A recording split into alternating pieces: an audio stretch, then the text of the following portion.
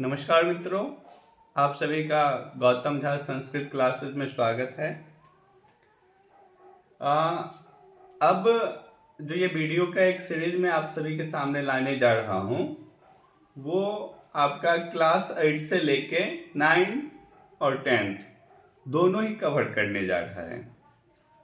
मैं आप सभी को बता दूं कि जो बोर्ड परीक्षा 2025 हुआ है, अभी तक हम लोग इस बोर्ड परीक्षा की तैयारी में लगे हुए थे और जो भी बच्चे मेरे से जुड़े थे उनका जो फीडबैक आया है वो बहुत ही अच्छा रहा है, संतोषजनक रहा है।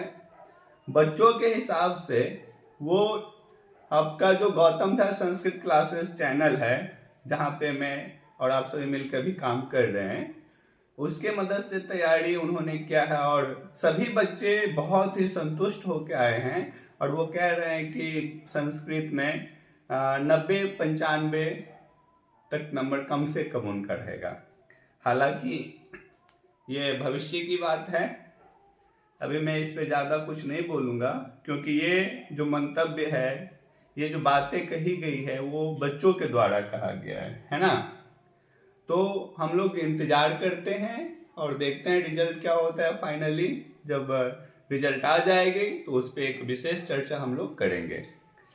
लेकिन इन दिनों इस बोर्ड एग्ज़ाम के दरमियान मुझे कई स्कूल जाने का मौका मिला और वहाँ पे मैंने बच्चों से बातचीत किया, तो मैं देखा कि उन्हें एक सही तरीके से संस्कृत की तैयारी करवाने वाले व्यक्ति या मैं टीचर कहूँ, उनकी अभाव है।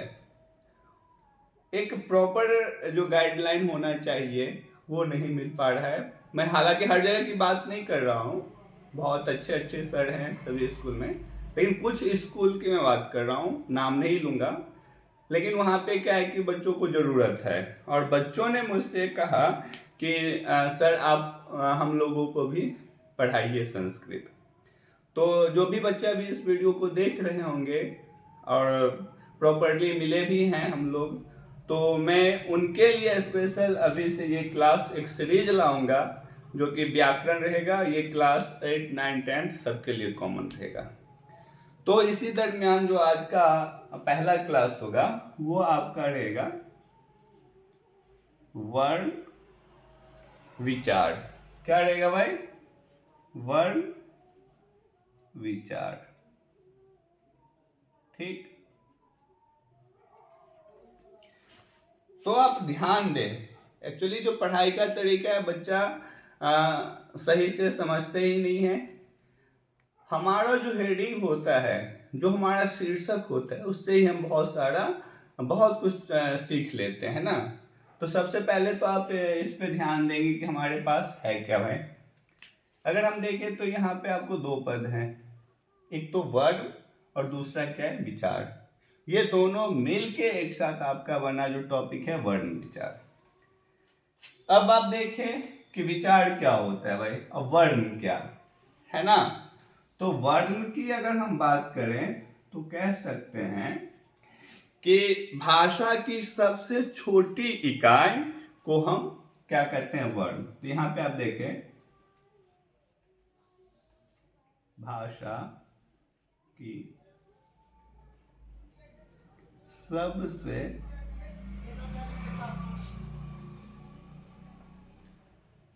छोटी इकाई को हम क्या कहते हैं भाई?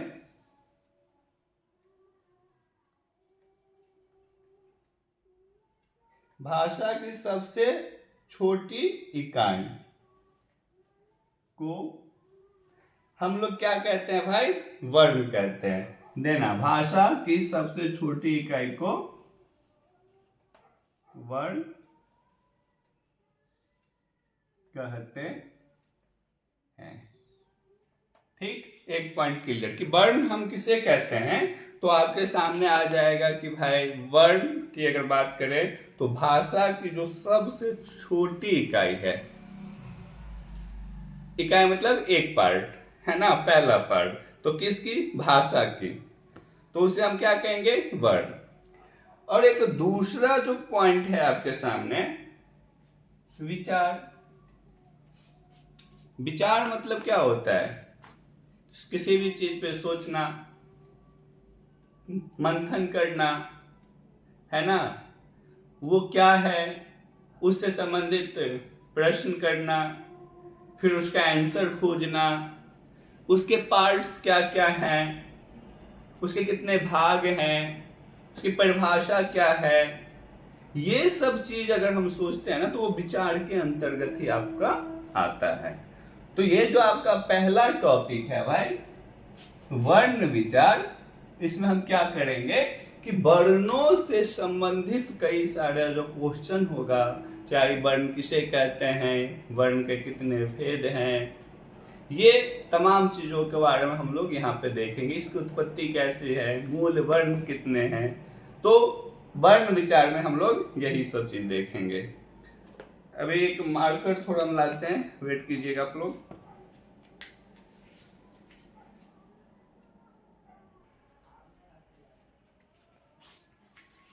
तो आप सभी जानते हैं कि अब यहाँ पे जानेंगे कि वर्ण क्या है। तो भाषा की सबसे छोटी इकाई को हम वर्ण कहते हैं, है ना। अब यहाँ पे देखिए, एक इसमें है हमारे जो संस्कृत व्याकरण है, वो जो हम लोग पढ़ रहे हैं ना, उसका जो मूलभूत आधार है, उसके रचयिता है पाणिनि।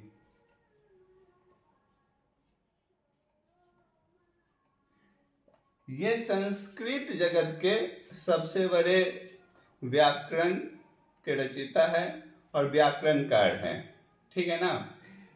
इनके द्वारा एक बुक रचा गया अष्टाध्यायी, है ना। ये अष्टाध्यायी के बारे में कहा जा रहा है कि ये संपूर्ण संस्कृत जगत में पहला व्याकरण का किताब है। क्या है? अष्टाध्यायी, ठीक है ना। लिख ही देते हैं।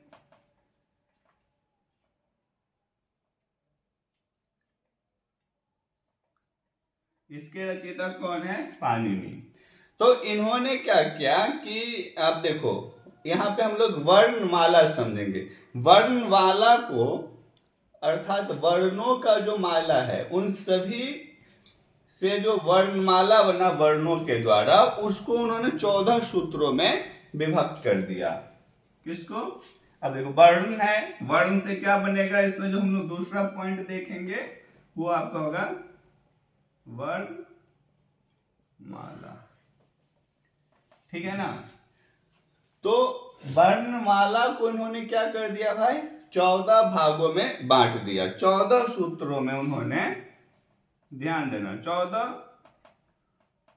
सूत्रों में बांट दिया, ठीक है ना, प्रस्तुत किया उन्होंने।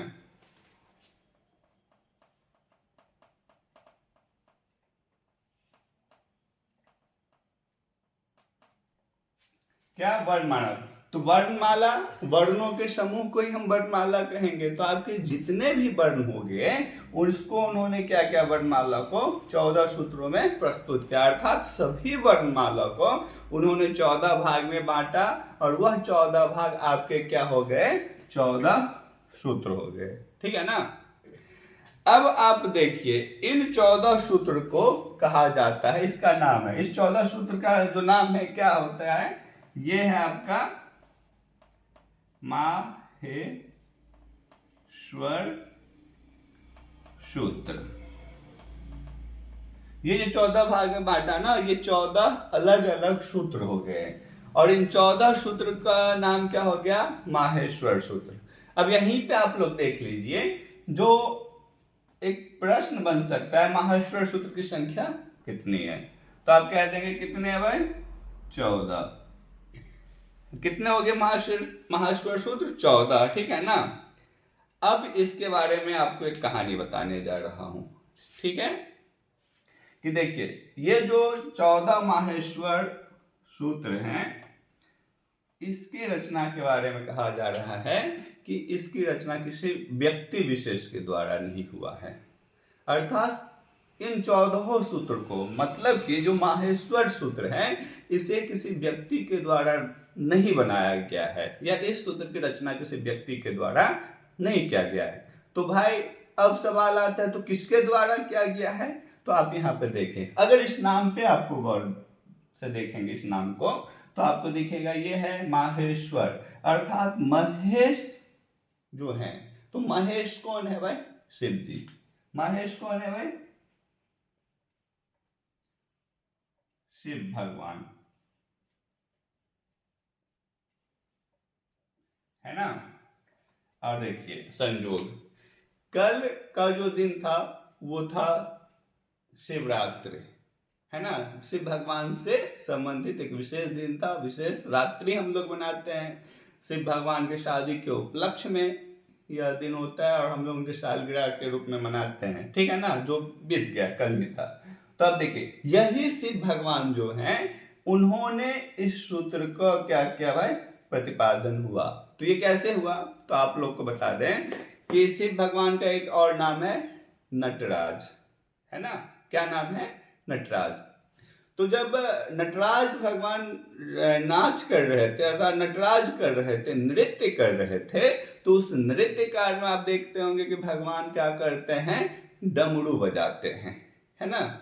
क्या बजाते हैं भाई? डमरू। तो अब आप देखते होंगे कि जो डमरू होता है ना, इस डमरू के दोनों साइड एक जैसे ढोलक पे लगा रहता है ना लेदर का, वही चीज लगा रहता है, ठीक। और बीच से दो धागा रहता है, रस्सी ऐसे निकला हुआ, देखो इस टाइप का होता है डमरू।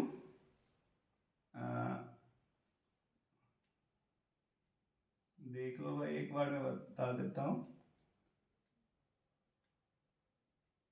है ना। और ये धागा ऐसे रहता है और ये ऐसे, है ना, ठीक।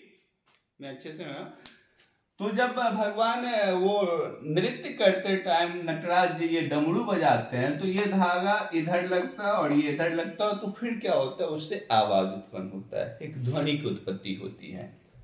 तो यही जो भगवान ने फर्स्ट टाइम 14 बार अपने नटराज नृत्य के क्रम में बजाते हैं ऐसे ऐसे, और ये टकराने से जो आवाज निकलती है, ध्वनि उत्पन्न होती है, इसी ध्वनि से क्या होता है? इस सूत्र का उत्पत्ति होता है। ये सूत्र जो माहेश्वर सूत्र है इसी से उत्पत्ति होती है और इसीलिए इसका नाम रख दिया जाता है माहेश्वर सूत्र।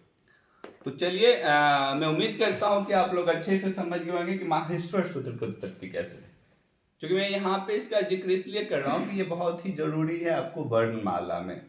अगर इस चीज को समझ लें, हालांकि ये थोड़ा आपके लिए थोड़ा मुश्किल हो सकता है थोड़ी सी, लेकिन हम प्रैक्टिस करके जैसे इसको कर लेंगे, यही बहुत बड़ा बेसिक है। अगर आप माहेश्वर सूत्र समझ जाते हो ना तो व्याकरण यहाँ से स्टार्ट और आगे आप बहुत ही अच्छे से समझ जाओगे, क्योंकि इसका जो है ना लिंग वो आपके संधि में है, समास में है, वर्ण में है, हर जगह होता है, सूत्रों में है। सूत्र में आपको सीधा इसका सूत्र बोल देगा और आपको जानना होगा कि कौन कौन से वर्ण है, ठीक है। इसीलिए चलो मैं आगे की बात करता हूं।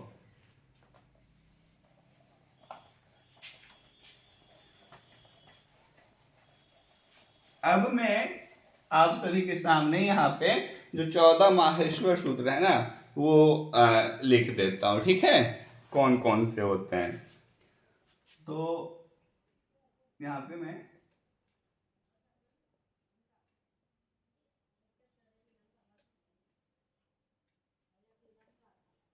माहेश्वर सूत्र, अब देखो इसमें जो पहला है आपका 14 मैंने बताया वो होता है अ ई ऊन, ठीक है।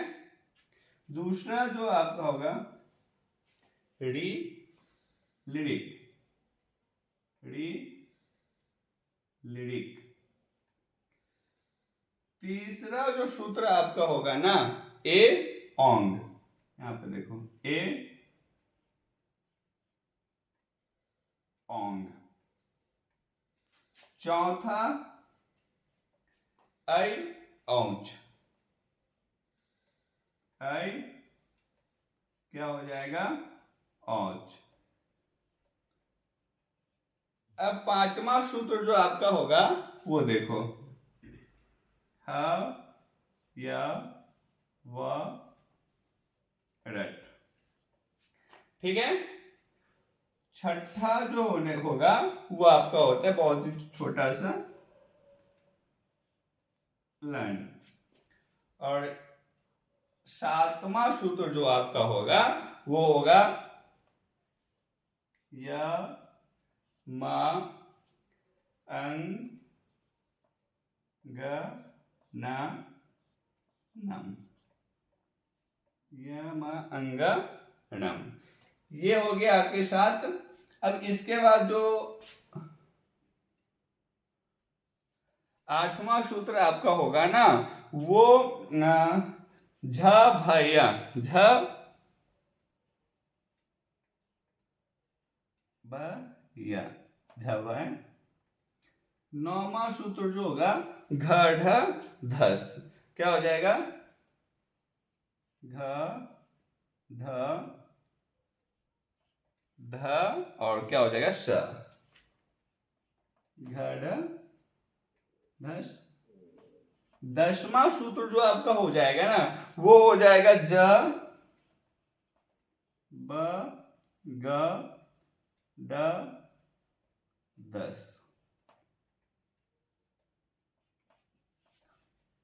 अब 11वां देखो आप, 11वां जो हो जाएगा ख फ छ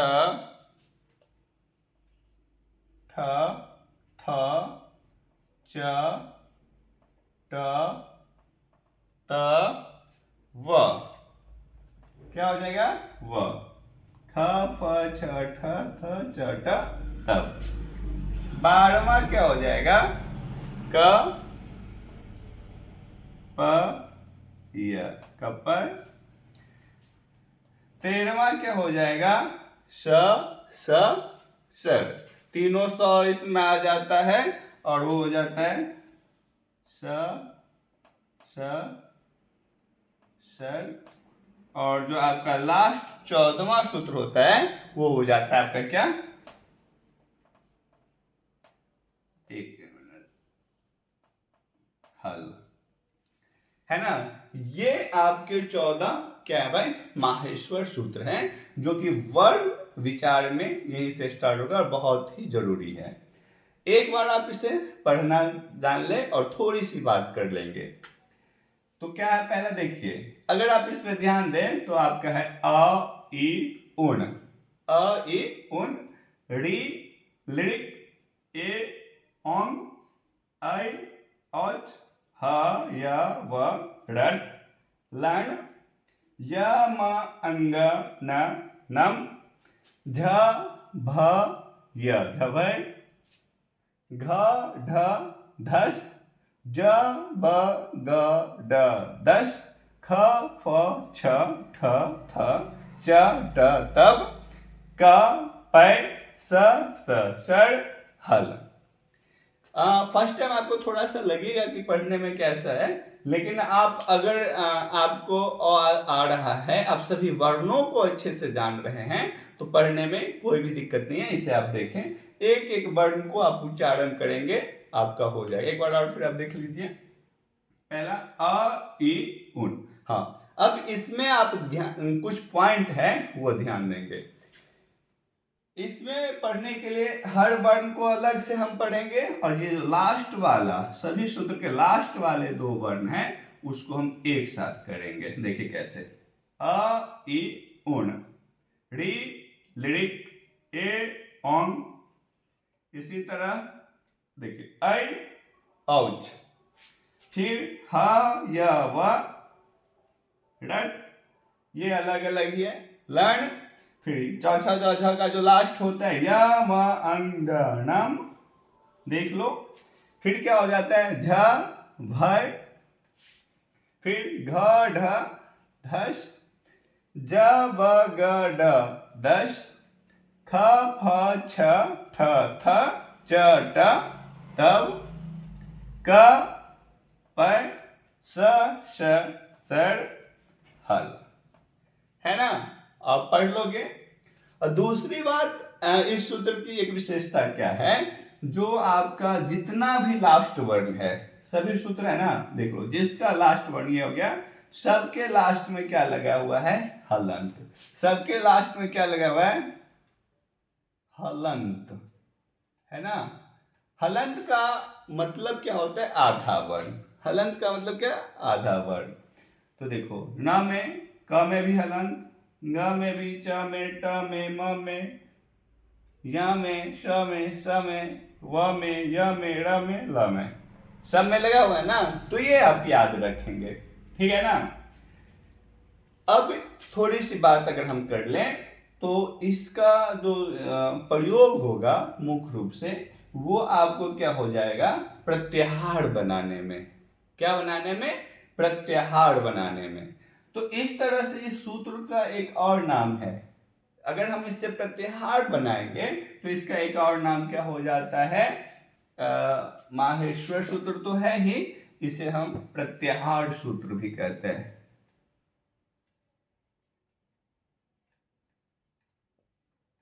प्रत्याहार सूत्र के भी नाम से जानते हैं इसे, माहेश्वर सूत्र को। क्यों?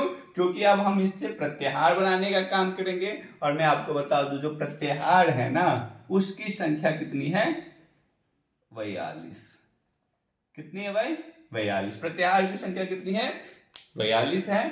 तो अगले क्लास में हम लोग क्या करेंगे, इससे प्रत्याहार कैसे होगा वो बनेंगे, देखेंगे और बनाएंगे। और उसके बाद इस पे थोड़ी सी चर्चा कर लेंगे। ये याद करना बहुत ही आसान है अगर आपको अ से य तक आता है। देखो कैसे, अगर आप ध्यान दें यहां पे थोड़ी सी बात, तो आप देख लो जो कैसे स्टार्ट होता है। अ से हम लिखते भी अ, और यहां भी स्टार्ट हो रहा है अ से।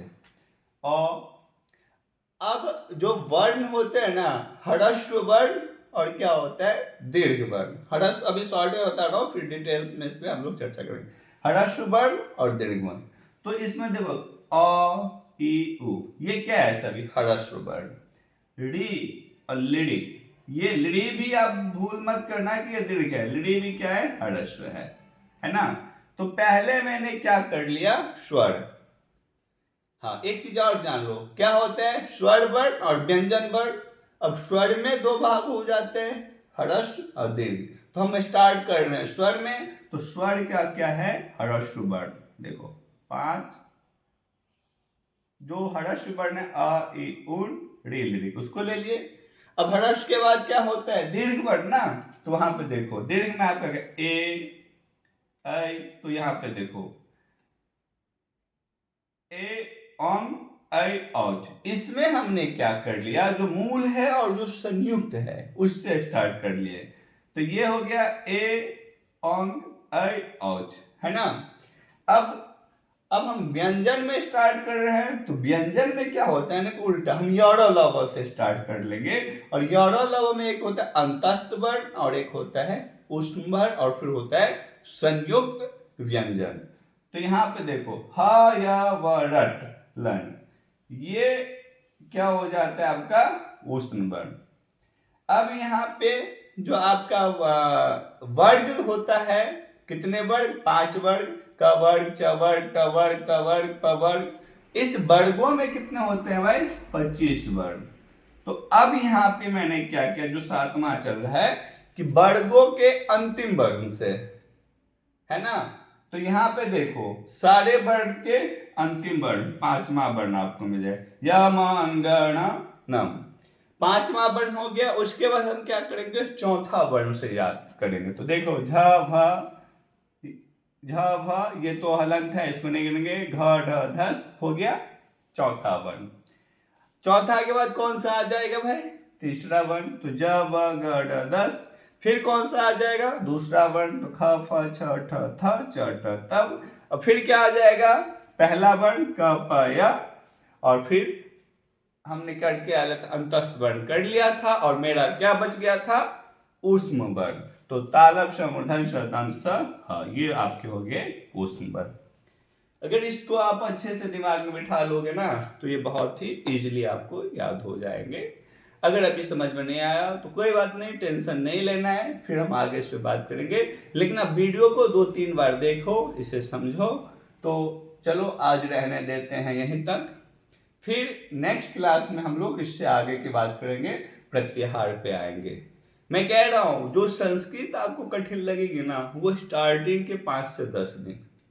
मैं हालांकि जिन बच्चों से मैंने मिला है और जिनके कहने पर स्टार्ट कर रहा हूँ, उनको मैं मिलने पे ही बता दिया था कि आपको 10 से 15 दिन संस्कृत हार्ड लगेगी। उसके बाद गारंटी है कि आपके लिए सबसे इजी संस्कृत हो जाएगा। और मैं उन्हीं बच्चों के लिए जो यहाँ पे मोहनपुर, फिर यहाँ पे उलाव, ये दो कुछ विद्यालय है जहाँ पे मैंने बच्चों से मिला और उन्होंने बोला कि सर करे काम, तो मैं उनके लिए आया हूँ। अगर आप इस वीडियो को देखते हो ना, तो प्लीज़ अपना नाम बताना कमेंट सेक्शन में, ताकि हम लोग आगे की भी तैयारी उसी हिसाब से कर सकें आपसी बातचीत से। तो चलिए आज के लिए इतना ही, फिर मिलते हैं हम लोग नेक्स्ट क्लास में। चल बाय बाय, टेक केयर।